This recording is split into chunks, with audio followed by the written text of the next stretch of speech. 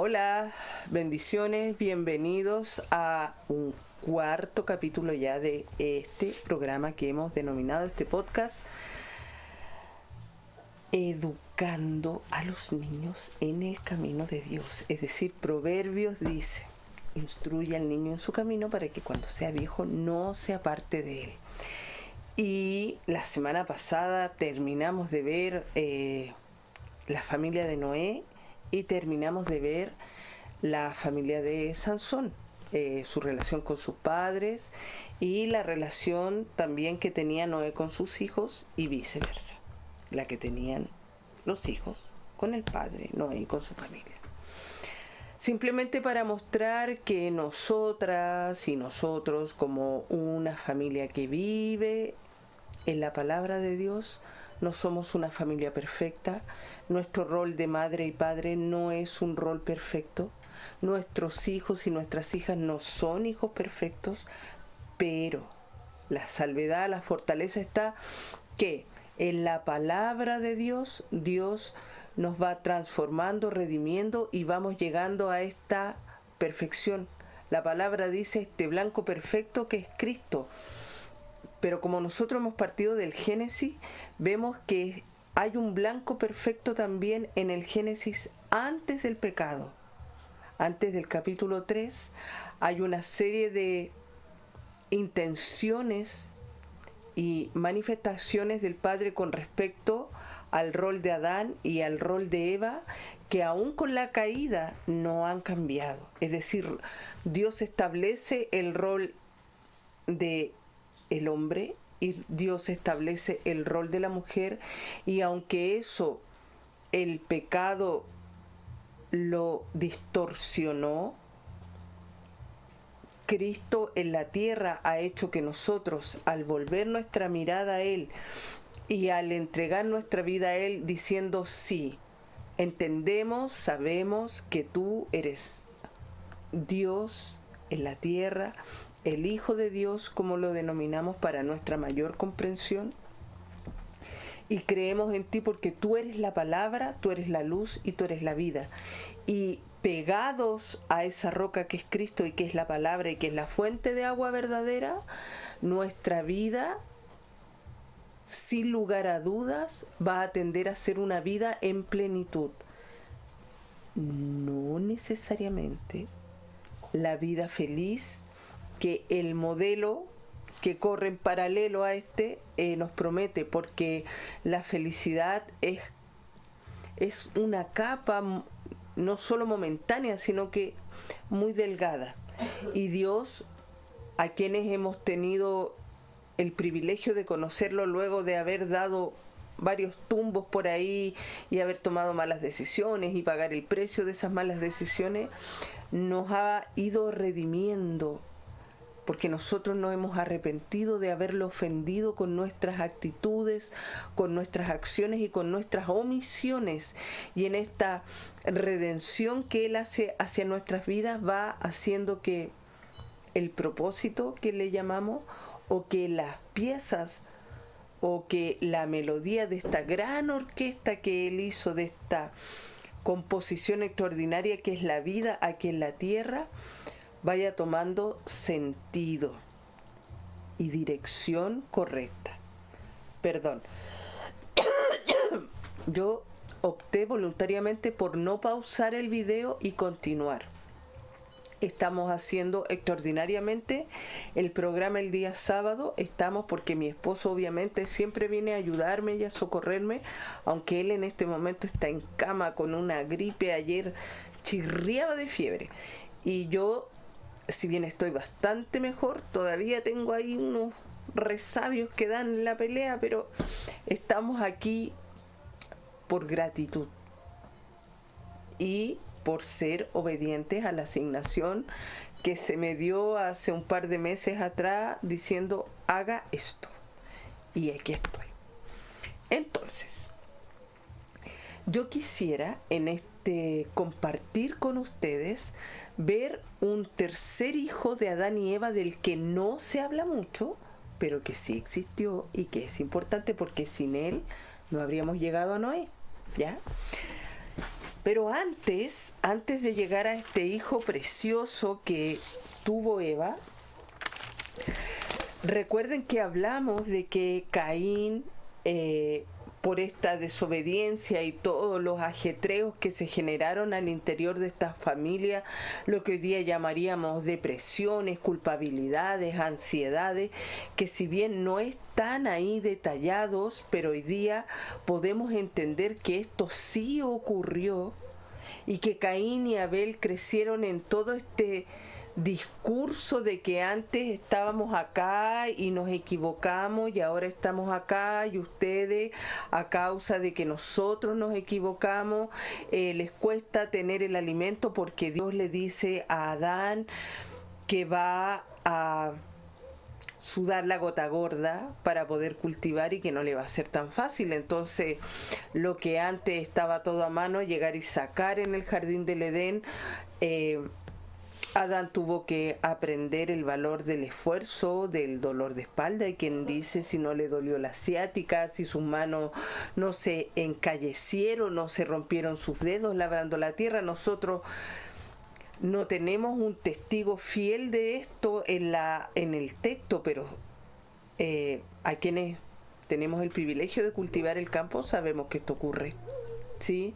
Que los dedos se encallan, a veces se rompen, nos duele la espalda, las manos se parten, y aunque nos echemos cremita y nos pongamos guantes, es algo que ocurre con el maravilloso contacto que Dios nos ha permitido tener con la tierra. Entonces, Caín y Abel crecieron con esto. Pero yo volví, no he dejado de leer, pero volví a retomar la historia de Caín, porque Dios vuelve a hablar con Caín en este proceso de que le pregunta: ¿qué hiciste con tu hermano? Y él dice: bueno, yo no tengo nada que ver con mi hermano, ¿ya? Y con eso, como hablábamos, se rompían las 3 ordenanzas que Dios había establecido en el jardín del Edén. No hablemos de ordenanzas así como de manera militar, porque hoy día aprendía que hay ciertos verbos en el hebreo que están en el Génesis que no son imperativos, pero que para nosotros, por la forma en que entendemos el lenguaje, llamémoslo en español, ¿sí?, nos parecen imperativos, pero no necesariamente lo eran. Más bien eran una sugerencia amorosa, ¿ya? Porque Dios sabe más de lo que nosotros vamos a llegar a descubrir incluso antes de partir de esta tierra. Entonces, Dios hace algo con Caín parecido a lo que hizo con Adán y Eva, pero con otra perspectiva aún mucho más radical. Adán y Eva son expulsados del jardín del Edén, y no fueron expulsados así como estaban. Más bien Dios les hizo ropa de pieles de animales, por lo tanto tuvo que sacrificar animales, y Dios diseñó un traje, se los cosió, se los puso para que se fueran, y al darle las direcciones de que te va a costar sacar de la tierra y tú vas a parir con dolor, y no solo con dolor físico, ¿ya? Porque si, paréntesis, si trabajamos en el parto, si hacemos ejercicio, los dolores físicos no son como lo muestran en las películas, que las mujeres gritan, gritan y gritan hasta romper las paredes. No necesariamente es así, ¿ya? Y esto más bien lo hablo desde la experiencia de haber tenido 2 partos, llamémosle exitoso, porque mis hijas, gracias a Dios, están todavía vivas y bien en la tierra. Pero al hacer esto, al darle estas directrices, también le da las herramientas para estas directrices, le da la inteligencia, le da la capacidad al cuerpo de la mujer de experimentar esta tensión muscular y ósea, pero después que uno experimenta el parto, ya después no duele nada, y el cuerpo no queda con memoria, no ocurre como cuando nos caemos y nos queda un hematoma y por varios días uno no se puede ni tocar, incluso cuando nos cortamos con un cuchillo y así como, ¡ay! Y uno no se toca así, no. Al cuerpo de la mujer no le pasa eso. Por lo tanto, aunque Dios nos da una sentencia, también nos da, porque nos conoce, nos creó de un barro moldeable, no nos hizo de una teja, ya que también es de barro, porque si no hubiese hecho de una teja nos quebrantaría, y por eso también es importante recurrir a esta una y otra vez de decir, instruye al niño en el camino para que cuando sea viejo no se aparte de él, porque si esperamos educar a nuestros hijos en la palabra de Dios, haciendo alusión a lo importante que es este desarrollo espiritual, no solo intelectual, no solo físico, no solo moral y no solo almático, sino a este desarrollo espiritual que nos conecta con Dios.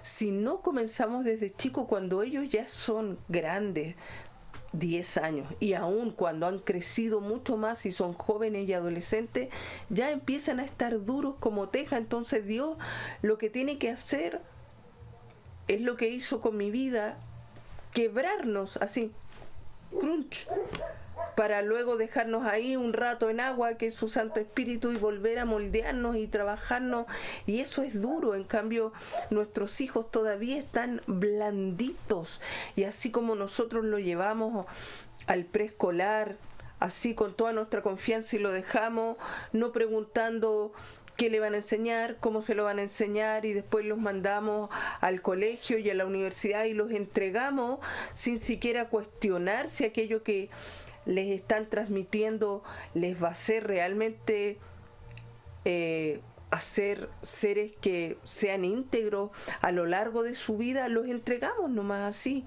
con una confianza absoluta en el modelo, independiente que rezonguemos o no, o que tengamos nuestras propias apreciaciones, nosotros lo entregamos. Entonces, lo que Dios nos da es la oportunidad de decir, mira, aquí está mi palabra que es eterna, que todo va a pasar, todo, absolutamente todo, menos esto, aquí en la tierra al menos. Entonces toma, educa al niño en esto, edúcalo en que me ame con amor reverente, porque todo lo que hay a su alrededor yo lo he dispuesto para él, en que te ame y te honre a ti porque eres su padre, porque eres su madre, en que ame y honre a los que tiene a su alrededor como hermanos y amigos, en que sea un niño o una niña íntegros, obediente, entendiendo que los dones y talentos que él trae, no los trae solo porque se han repetido genéticamente una y otra vez. Lo mismo aquellas cosas que lo pueden perjudicar a él y que puedan hacer que él perjudique a otros.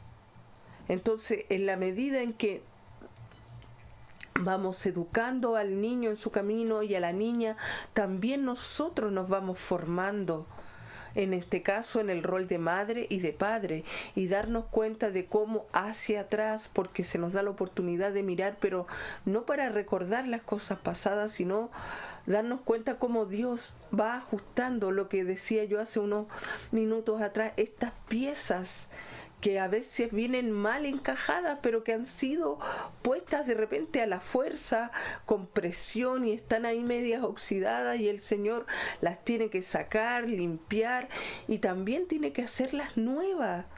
Por eso somos nuevas criaturas en el Señor, las tiene que hacer nuevas y las empieza a instalar donde deben ir y cómo deben ir. Y luego, cuando Caín comete este error gravísimo, que no tiene vuelta atrás, Dios lo echa de la tierra. Así como sacó a sus padres del jardín y puso guardias con una espada desenvainada, brillante de fuego, simplemente le dice, te vas de la tierra. Y además de echarlo de la tierra, lo declara errante, Ni siquiera le dice vas a ser nómade y vas a llegar a un lugar y vas a tomar lo rico que hay ahí, después cuando eso se acabe, ¿no? Vas a ir errante, no vas a tener destino ni propósito, nada. O sea, lárgate de aquí. Y eso debe haber sido muy doloroso, pero me llamaba la atención del texto es que Dios habla con Caín como habló con Adán y Eva y como debe haber hablado con Abel sin duda. Por lo tanto, las personas en ese tiempo tenían la oportunidad de hablar con Dios. Y yo me preguntaba si además tenían la oportunidad de verlo cara a cara. Porque cuando Dios, perdonen que vaya y vuelva, pero eso es muy femenino también, cuando Dios le dice, Adán, Adán, ¿dónde estás? Te andaba buscando. Y el otro le dice, yo me escondí. O sea, si pensamos en nuestra mente todavía inmadura que Dios no sabía dónde estaba Adán, quiere decir que estamos viendo un Dios muy pequeño, ¿sí? Con falta de madurez y de un montón de cosas, un Dios que no es ni omnipresente ni omnipotente. Dios sabía dónde estaba Adán, lo tenía claro, incluso antes de que Adán hiciera, pero simplemente salió a buscarlo porque como Él cree en nuestro libre albedrío, porque Él lo creó en nosotros, también Adán tenía la oportunidad de salir y decir, aquí estoy, me equivoqué, perdóname. Pero él tomó la otra decisión, que ya todos conocemos. Entonces, cuando echa a Caín de la tierra, Caín le dice, no me hagas esto, porque cualquiera que me vea me va a depredar, me va a matar, y a pesar de que yo maté, yo no quiero morir. Y Dios, tan misericordioso, le concede la vida y le permite partir. Y además le pone una marca en la frente. A lo mejor así, a lo mejor le hizo así, a lo mejor aquí le dio un... no lo sabemos. Pero le pone una marca para que todo aquel que en algún momento lo encuentre sepa por intuición que esa marca que él trae los va a tener alejados. Sí, es una marca de autoridad. Aunque Caín no necesariamente, digamos, merecía tener esa autoridad, pero era la marca de Dios sobre él, que le recordaba a Caín porque fue expulsado, desterrado, y le recordaba a los demás cuando lo veían que ese no era cualquier hombre. Entonces, vamos avanzando un poquito. Caín se casa o se hace de una mujer con la que va a vivir, es decir, aún sigue la idea de un matrimonio hasta el momento monógamo, y él tiene 3 hijos, que es bien importante de detallar. Voy a leer directo. El otro día lo tomé aquí en mis apuntes, pero yo ahora, como no lo he pasado del todo, vamos a leerlo. Y vamos a ver. Caín tuvo relaciones con su mujer y concibió a 3 hijos. ¿Ya? Y tuvo 2 mujeres, me equivoqué. ¿Ya? Entonces, lo importante de Caín, perdón, me equivoqué, y lo reconozco y me da mucho gusto de hacerlo. Lo importante de Caín, que él tiene un hijo Y este temperamento violento de Caín, este temperamento impulsivo de Caín, llega hasta Lamec, que es su hijo, y él dice, así como Caín va a ser vengado, recuerden que es la consecuencia del pecado de la comparación, que viene la envidia y luego la venganza. 7 veces, él lo será 70 veces. Y vemos cómo aquí hay un primer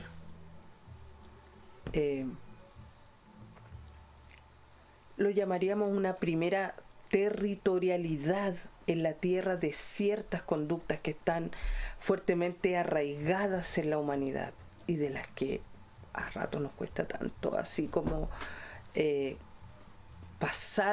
pasar, al menos de pensamiento. De hecho, somos muy iracundos, todos, ¿sí? Y la palabra dice, airaos, pero no pequéis. Es decir, en primer lugar, cierre la boca.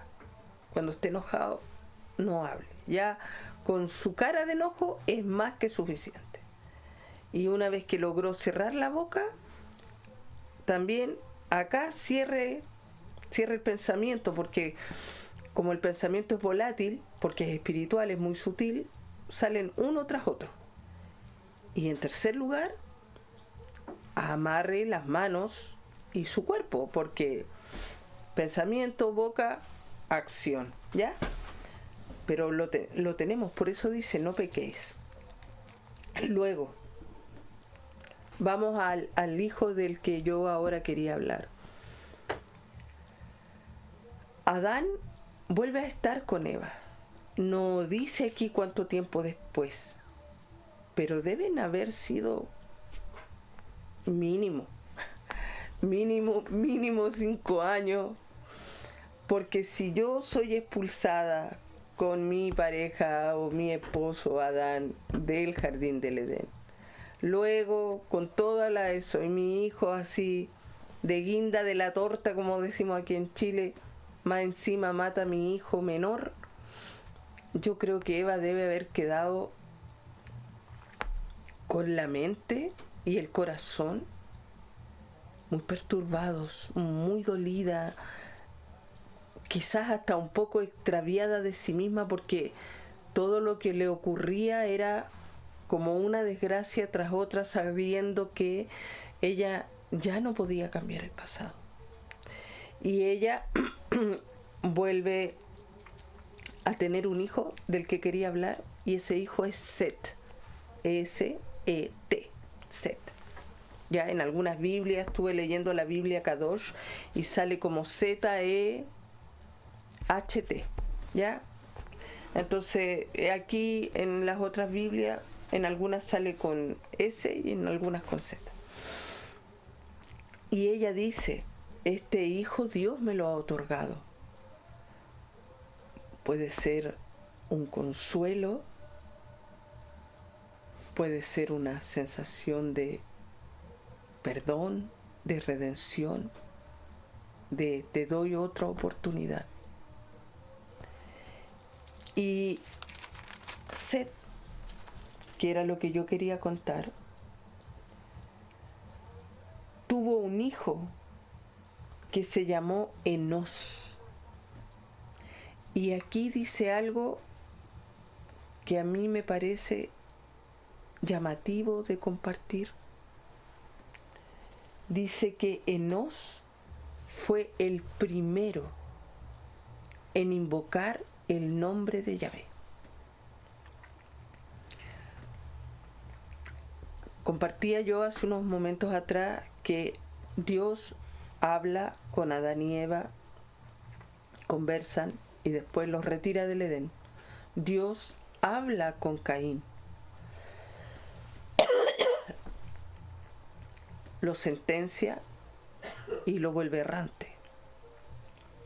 Caín se volvió un hombre de mundo, pero también un sobreviviente. Quizás en el esto es pura especulación, pero quizás en nuestro, diría, no es Freud, es el otro. Ay, ya me voy a acordar. Pero es el otro, el discípulo de Freud. En nuestro inconsciente colectivo, por eso que las personas a las que llamamos vagabundo siempre nos generan una sensación extraña, una sensación de que este desconocido puede ser un desconocido peligroso. No es lo mismo que necesariamente el emigrante, independiente de las condiciones que llegue, pero aquel que anda de vagabundo por las calles, hay cierta actitud alerta en nosotros y en nosotras cuando nos topamos con ellos. Y debe ser que viene desde así, desde los orígenes hasta acá, así, esa especie sutil, porque además uno, cuando se encuentra con una persona que reconoce como una persona vagabunda, no lo afrenta, no lo desafía, es más, a veces lo deja pasar. Y si esta persona se acerca a ti y te pide algo para comer o dinero, si uno tiene, le da de comer una leche, una fruta, un pan y dinero y que pase, ¿no? Que avance pronto, que continúe su camino a alguna parte. Perdón, empezamos de nuevo, no tenía intenciones de detenerme, pero me llamó mi madre y no voy a dejar de contestarle a mi madre. Alguien, como recién me decía mi esposo, estuve hablando media hora con mi mamá, que podría haber dejado el teléfono apagado. Es cierto, podría haberlo hecho y no lo hice, y pido perdón por esta interrupción, que ustedes no la van a ver porque va a hacer que suene el teléfono y vamos a continuar con esta segunda parte. Pero mi madre ya es una mujer que tiene 82 años y yo sé que el tiempo va avanzando, creyendo que soy yo la que en algún momento va a tener que separarse de ella cuando Dios la llame y le diga venga para acá, y no ella de mí. Así que yo, después de una un largo tratamiento con Dios, siento por mi madre amor, admiración y gusto de hablar con ella de lo humano y lo divino. Pero continuemos. Estábamos hablando de Set. ¿Por qué es importante Set? Porque dice que es el primero en invocar el nombre de Yahvé. Ahí habíamos quedado. ¿Qué significa esto? Significa que antes, era de lo que estábamos hablando, por lo que yo entiendo, que por supuesto puede ser muy limitado, Dios se presentaba donde Adán, Caín, Eva, quizás ya no de manera tan evidente como lo hacía en el huerto, pero de una u otra forma Dios no se desentendió de ellos. Y como Set fue el último, él tiene que haber escuchado obviamente toda la historia cuando fue creciendo, toda la historia, y esta historia, como me enseñaron hace unos años atrás en sociología, esta historia rememorada tenía una interpretación de los acontecimientos digerida de una manera distinta que cuando recién ocurrieron los hechos. No es lo mismo lo que le contó Adán y Eva a Set de sus orígenes, de Caín, de Abel, porque Set fue criado como hijo único, porque ya Caín no estaba y Abel menos. Quizá estaba ahí el cuerpo enterrado, pero nada más. Entonces, lo que Eva contó y lo que Adán señaló a Set era muy distinto de lo que recogió por experiencia Caín y Abel. Y por eso Set hace esta invocación al nombre de Dios.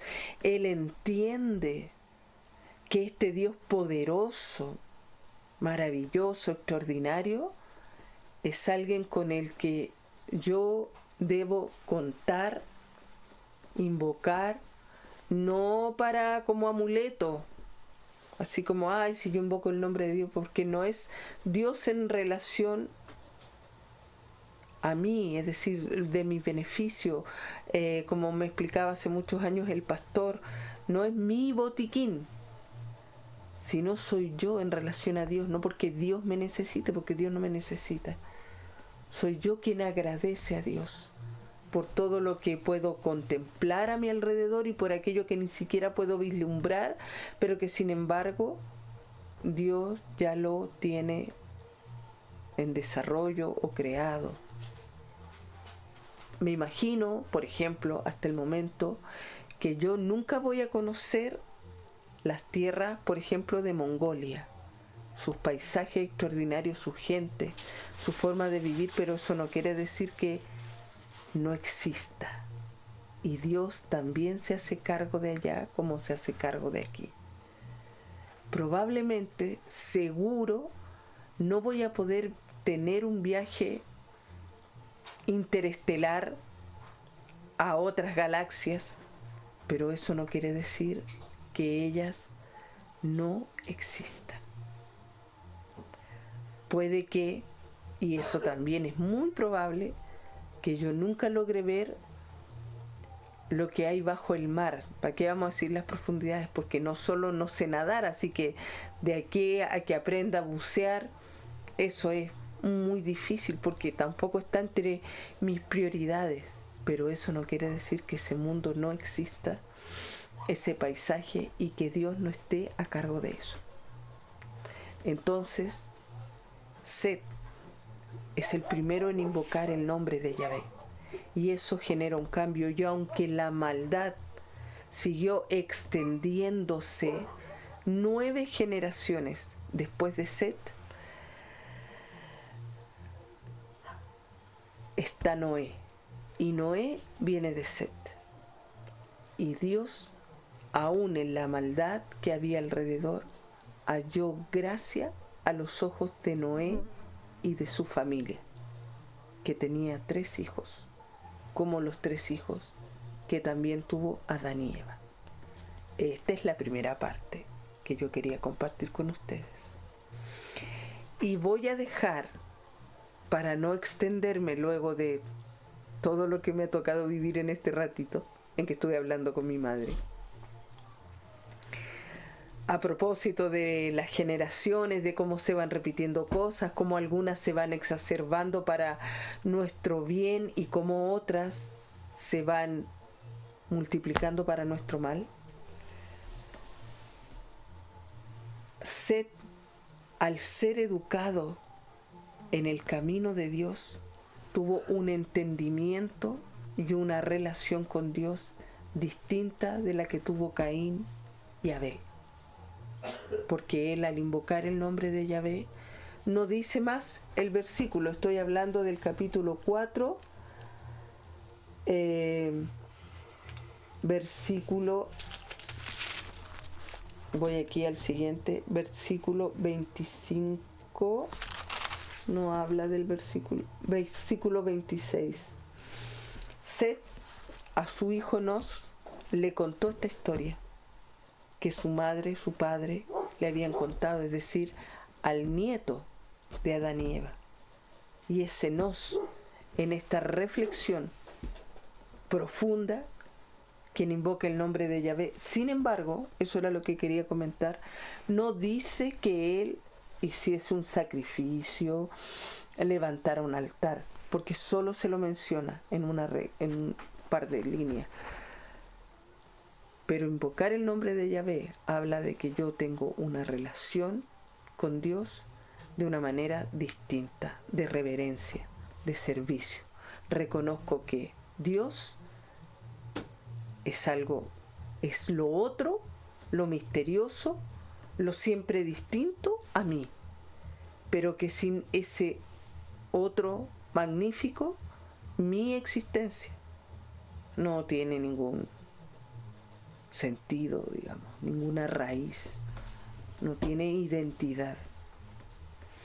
Y voy a dejar anunciado ahora, seguimos en Génesis, pero pasamos al capítulo del 12 al 13 al 19 en adelante. Quería dejar esto cerrado, pero por respeto a su tiempo y al mío, que en esta conversación que yo planteo contigo, por eso te estoy mirando todo el rato hacia el frente, está Lot. Lot es el sobrino de Abraham que sale con su tío Abraham porque su padre ha muerto. Sale con su tío Abraham cuando Abraham escucha la voz de Dios que le dice: deja toda tu parentela y ven a la otra tierra que yo te voy a mostrar y que te voy a entregar en heredad. En esta toda tu parentela, Abraham se guardó un recuerdo y se llevó a Lot. Y por el camino en que Lot fue testigo de esta relación que Abraham comenzó a tener con Dios, porque levantó altares, porque es probable que Dios, es probable que Abraham no solo le comentara a Sara lo que él tenía con Dios, de que le iba a dar un hijo, de que le iba a dar la tierra, de que su familia iba a ser más extensa de todas las estrellas que pudiera contar. Sin duda lo tiene que haber escuchado. Y él sabía que había un Dios que existía y que se relacionaba con su tío y que le había dado toda esta larga vida y además prosperidad que lo tenía alrededor, incluso cuando bajó a Egipto hubo hambre. Abraham, bajó a Egipto, hubo hambre y después salieron de ahí. Lot fue testigo de esto. Pero en la medida en que ambos empezaron a prosperar, hubo problemas entre los territorios y los pastores. Y Abraham le dice a Lot que escoja un lugar para él vivir y que él, Abraham, va a partir al contrario de donde él está. Y Lot escoge un lugar y decide quedarse ahí. Pero ese lugar estaba cerca o tenía una frontera con otro lugar donde vivían personas que no hacían lo correcto delante de Dios, que era Sodoma. Y al principio Lot estuvo en la frontera con Sodoma. Pero luego, no dice cómo ni cuándo, Lot se empieza a acercar de manera tal que él, cuando tiene su familia, su mujer y sus hijas, él ya vivía en Sodoma. Y Gomorra se conoce también. Sodoma y Gomorra. Yo me imagino que eran unos lugares cercanos. Estamos hablando del capítulo 13. Y cuando los ángeles, cuando Dios se harta de la vida, de la actitud que había en Sodoma y Gomorra, y envía ángeles para destruir ese lugar y le comunica a Abraham lo que va a ocurrir, y él sabe que su sobrino está ahí, son estos ángeles quienes deciden ir a buscar a Lot para salvarlo de la destrucción de Sodoma y Gomorra, o sea, sacar de raíz el mal. Cuando llegan estos ángeles, la causan tal revuelo que las personas que vivían ahí van hacia la casa de Lot. Incluso dice que hasta los jóvenes, dice, no bien se habían acostado cuando los hombres de la ciudad, los sodomitas, rodearon la casa, desde el mozo, es decir, desde el niño, desde el pequeño, hasta el viejo, todo el pueblo sin excepción. Llamaron a Lot diciendo que saque a esos ángeles, ¿sí? Porque ellos querían tener contacto con esos ángeles, con esos seres, con esos forasteros que habían llegado. Y Lot les dice que no, pero él les ofrece a sus hijas, a esas personas. Sus hijas que en ese momento no se habían casado, se las ofrece a toda esta gente y esta gente obviamente lo rechaza. Y son los mismos ángeles quienes enceguecen a las personas y cierran la puerta desde dentro para proteger a Lot y su familia la noche anterior a que ocurriera la destrucción. Los ángeles le dicen a Lot que salga él con su familia, y en ese momento los que iban a ser los yernos de Lot, los prometidos de sus hijas, los novios de sus hijas. En Chile decimos los pololos de sus hijas. Pero Lot tiene tal pereza, y es así como decía el Chapulín Colorado, sí lo hago, y como que sí, como que no, y como que te creo, pero no te creo tanto. Y tiene todas estas costumbres, porque Lot de la frontera terminó viviendo en ese lugar. Y si vivió en ese lugar, aunque no era idéntico a ellos, sí el influjo cultural lo fue afectando.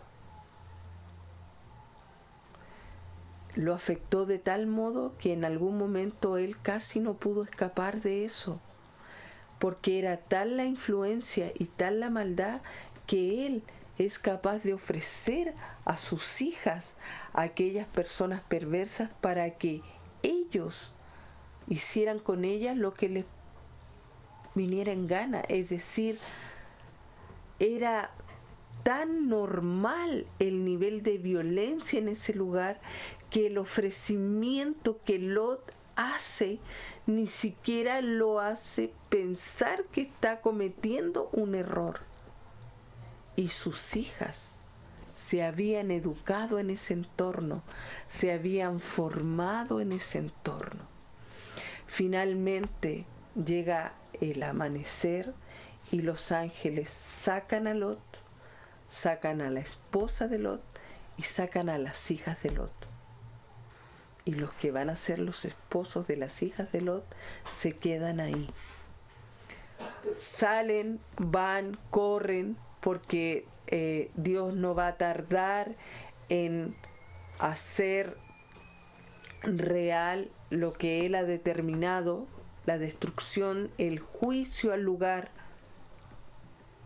Y las hijas de Lot escapa Lot, pero su mujer, la mujer de Lot, siente nostalgia, apego y curiosidad por ver lo que atrás va a quedar. Y es por eso que ella termina en una posición rígida de piedra de sal, porque no esta sal fina con la que cocinamos y que luego se disuelve en el agua. No, queda hecha, dice la palabra, una estatua, es decir, una piedra, una cosa rígida. Su amor al pasado, su apego a las costumbres, a la cultura, su enraizamiento a lo no correcto hace que cuando ella contempla que todo lo que tenía sentido para su vida es destruido, queda en ese estado de rigidez perpetuo.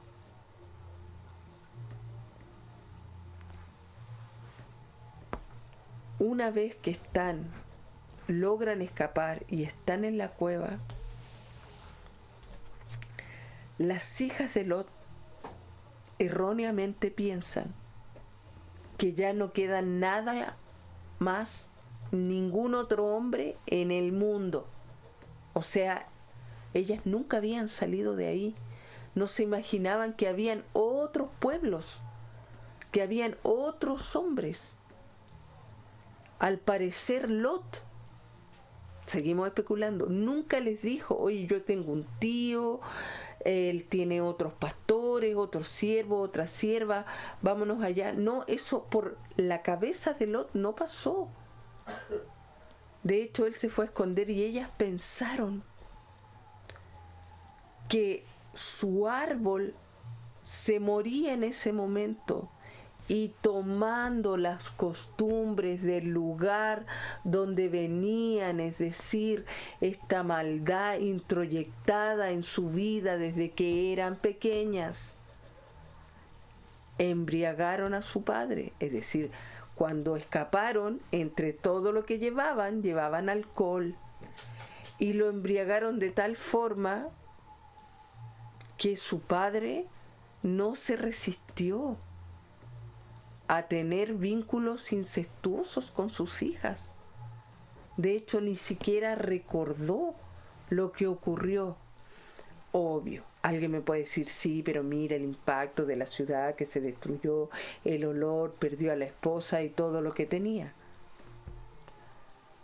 Pero así todo, sus hijas habían sido enseñadas de tal forma por su madre, por su padre y por la cultura, que ellas no podían diferenciar lo perverso de lo malo y no conocían lo bueno. Y su relación incestuosa generó 2 hijos que finalmente esos hijos siempre van a ser los que ataquen al pueblo de Israel cuando ya esté este pueblo establecido. Por eso es importante, y ahora sí voy cerrando, formar a nuestros hijos en el camino de la palabra de Dios, no en el camino de lo que a nosotros nos parece mejor, de lo que nos parece correcto, porque la palabra de Dios no admite error. En términos muy humanos diríamos que Dios es matemático, porque las matemáticas no erran, ¿ya? Dios es matemático. La palabra de Dios no admite error. Puede que yo tenga una actitud religiosa y eso haga daño a mi hijo, a mi hija, y eso haga que mi hijo y mi hija, educados en una formación religiosa que no tiene nada que ver con la palabra de Dios, que es una formación farisea, saducea o escriba, que no tiene nada que ver con la palabra de Dios, lo dañe. Pero eso es otra cosa. La palabra de Dios no admite error. ¿Por qué quería hablarles de Set y de la familia de Lot? Porque vemos que a pesar de que hayan errores en una familia, malas decisiones como en el caso de Adán y Eva, siempre va a haber alguien. Dios va a tener misericordia del linaje y va a tomar a alguien para que ese alguien termine con las maldiciones del linaje y haga un proceso nuevo bajo la palabra de Dios, como es el caso de Set, Enoc, hasta Noé. Y en el caso de Abraham, que siendo escogido por Dios, ya su padre también lo había sido, pero él llegó solo hasta ahí, después escoge a Abraham. Abraham toma a Lot, su sobrino, por cariño, por afecto. Lot es testigo de todo lo que Abraham vive con Dios, y sin embargo en la separación por quedar en la frontera, llamémoslo, de lo malo, finalmente termina viviendo dentro de lo malo y formando a su familia con esos parámetros. Y su familia educada en esos parámetros, aun cuando tengan otra oportunidad, como no conocen otra forma, replican eso y dañan obviamente a las generaciones que vienen, porque ser abuelo, padre del hijo de mi hija, y sabemos lo que significa genéticamente el incesto, cómo daña, cómo deforma, cómo trastoca. Y de hecho la antropología, una de las premisas de la antropología, de lo que hoy día conocemos como antropología moderna, es el incesto en las tribus. El incesto es algo que lo conocemos como tabú, es decir, algo que no se puede hacer. Y aquí se muestra en la Biblia las consecuencias, más adelante se narra también, que tiene ser formado en un modelo pernicioso, perverso, donde le llamamos a lo malo bueno y donde le llamamos malo a lo bueno. Espíritu Santo, yo quiero agradecerte en primer lugar haber podido terminar el 4º capítulo de este programa maravilloso que tú me has puesto como asignación, sabiendo que eres tú el que va a hacer que esto florezca desde pequeñito para transformarse en algún momento en un árbol donde vengan aves a establecer su nido. Bendecimos a cada uno y a cada una que tengan la paciencia de escuchar esta conversación contigo, que más bien parece un monólogo. Quisiera ofrecerte que si tienes dudas, comentarios, sugerencias, aunque hay una línea de programa, que puedas escribir al correo roa.variniageraldine@gmail.com. Probablemente cuando más ratito lo subamos, mi esposo quizás lo escriba ahí para que tú puedas tener, si lo queremos llamar así, otro tipo de feedback con quien te habla. Te bendigo, que vivas una semana extraordinaria en Dios. No hay otra roca en la que nosotros nos podamos afirmar, ni otra sala donde podamos estar guarecidos, protegidos, en especial del frío que en este momento estamos viviendo en Chile. Hemos pasado de 30 grados, 27 grados a 7 grados de una manera bastante brusca, con todo lo que eso ha significado, resfrío, hospitales llenos, consultorios llenos, y por eso te bendecimos. Cualquiera sea tu realidad, Dios nunca abandona, nunca. Él siempre está con nosotros, cuidándonos, mimándonos, añuñándonos, como dice Juan Luis Guerra en el tema El Son del Rey. Dios te bendiga. Nos vemos, si Dios quiere, la próxima semana.